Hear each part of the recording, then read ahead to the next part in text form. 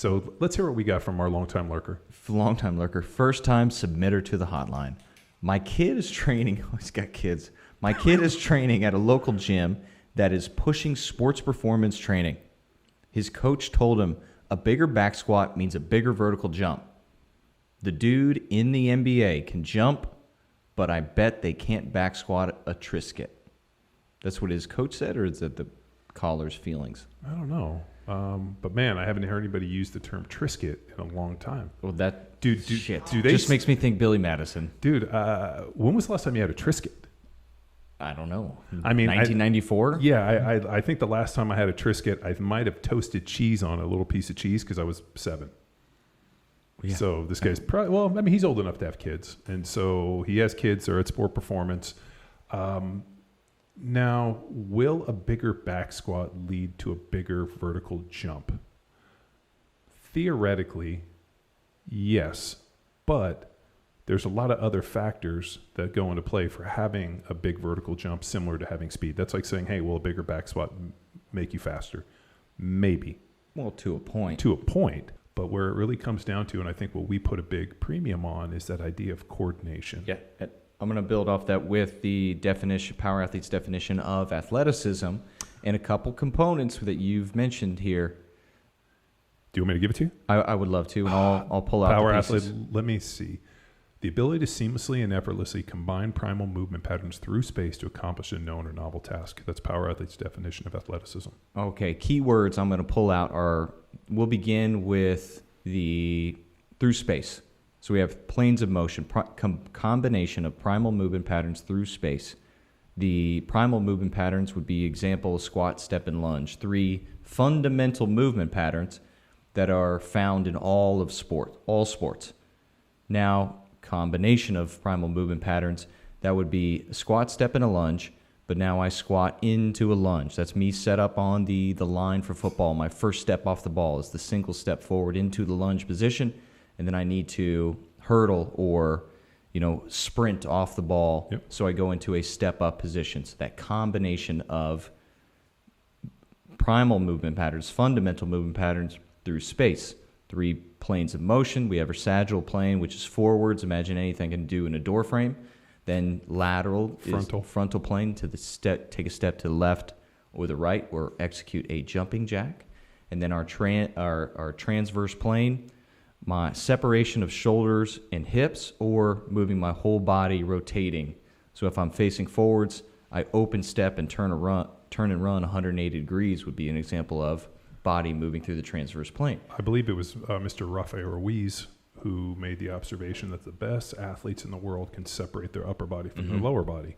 And that was one of the pieces when we talked about athleticism, especially when we were teaching seminars and really just, generally going out there and educating people, that when you watch the world's best athletes, their ability to separate their upper body from their lower body becomes the deciding factor. Think about a receiver sprinting down the line, rotates, catches the ball, doesn't miss stride.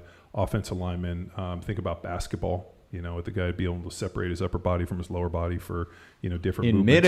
In midair, where you see the body going one way and the lower body going the other. I mean, hockey, all the sports, that becomes the deciding factor. All things being equal, speed being the greatest determining factor of success. If we take 2 identical people and we make one of them faster, that person will usually be more successful. So speed being a factor, but there's a ton of other factors. Yeah. And we'll get speed would be in that seamless and effortless would represent coordination. So we'll get there. Well, you can't be fast without coordination. So the ability to be able to, coordinate, the swing of your arms and knees and movement through space. I mean, it's like, I think the reason that I got so fucking worked up and lambasted that dude in that deal was when he came in and said that coordination has nothing to do with strength. Upon hearing that, I'm like, we built an entire program and an entire philosophy, methodology. This whole Power Athlete deal is built upon all these factors and coordination being paramount in them. And the coordination, one of the key words for coordination is that combine. So where you said combine primal movement patterns, combine is the coordination, the transitional strength where I take a squat to a lunge and I am stable in case I get hit mid-air. I'm able to maintain that. And how we aim for combining that transitional strength is rep maxes with the back squat. lunge, our fundamental primal movements, and then present the opportunity for athletes to combine those primal movement patterns and gain the coordination. So our individual kid here, yes, he's getting strong in a squat, but that transitional movement, whether it's adding the stress of space or adding the stress of a squat to a lunge or sprinting, that is the key here. So it's not only the squat, it's the squat through space, the hip hinge through space to a lunge, so on and so forth, to the point when we get the opportunity to become seamless and effortless, where we are not thinking about the squat, the hinge execution. We're thinking about the ball I'm jumping to, and not just the ball vertical straight up, the ball clanging off the rim and going at some awkward, weird angle that we've never trained. It's impossible for us to train for. And I'm combating someone else through space, but I still have the transitional strength to move to the point of the rebound, brace for impact in air, and then land in a good universal athletic position to redirect up the court. That's that also task-specific tension we Yes. talk about so often. And if you guys want to do something fun, do a little Google searching, look on YouTube, look for, NFL monster vertical jumps. The one thing you'll notice is not only is the accentuation phase, the transition between eccentric and concentric, is extremely violent, you'll also notice the rigidity that these guys create as they go jump within their trunk, their torso, lower leg, and then the ability to stay rigid and then relax at the last moment. So when they're reaching and they're as rigid as possible to get as far as you can. And the analogy Rolf used to give was the wet noodle model. So if you take a piece of spaghetti that's dry and you push it, opposed from a wet piece of spaghetti where you push one end and it doesn't move because it just crumples up. Mm-hmm. So creating that rigidity and then that task-specific tension, which is on, like throwing a jab and locking it out and then bringing it back, so that task-specific tension. So they're rigid, and then all of a sudden the ability to relax as they come down and catch in a good athletic position and not break their fucking necks.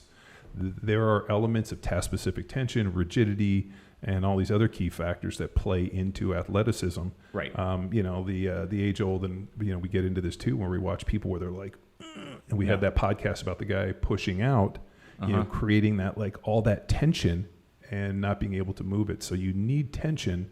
The boxer doesn't hold here and then punch this way and then bring it back this way, right? He's loose, so it's relaxed, and then he snaps the punch out, and he creates that task-specific tension and brings it back. Same thing with sports, same thing with the vertical jump. So that coordination to be able to time it and use it in a meaningful way really is the beauty of athleticism. Yeah. And what was so interesting about athleticism, different than fitness, I remember Greg Glassman made a great point where he said nobody defined fitness, which is actually a fucking lie, because every sports scientist defines fitness as it relates to what they're teaching or proving or discussing. But the one thing which is universal about athleticism, and myself and the team collaborated and created this definition of athleticism. Athleticism is athleticism, even though we have a definition, and we created a definition so we had a framework to teach from. But at the end of the day, you can't argue with athleticism. And you know it when you see it. You can watch the world's best athletes. You can watch people run. You can see somebody take a step off of a curb and break into a run and instantly know whether or not they're athletic. You can watch people do just about anything. And, one of my favorites is you'll see a clip, especially on social media, of a dude kind of in a gymnastics place, and the guy looks pretty unfit. And then all of a sudden you'll see the dude break out 10 backhand handsprings and backflips. Mm-hmm. And the dude moves really well through space and is extremely athletic. And so all too often we equate the physical appearance, that guy looks really good, he must be athletic. And unfortunately, a lot of guys I played with who didn't look the part were extremely athletic. So there really becomes an interesting breakdown with it. We've had so many podcasts and so many discussions on, athleticism and the ability to move through space and how it's trained, and if you can cheat it, how much you can train, what's genetic potential, how much can it come down. But at the end of the day, there's just a lot of factors. Right. And one of them looks like training exposure. What did the training look like? What have you done? Have you done something that's athletic? Just moving a barbell from point A to point B with your feet fixed, while good at developing strength, does not develop athleticism within that definition. Right. But the importance of that definition is there are trainable components within there. But if coordination is a key factor of strength, then, and we know we can increase coordination using form of fixed bilateral hip hinging type movements, then it all comes into play. Right. So at the end of the day, yes to all of it. Freight train and I'm right on track. I'm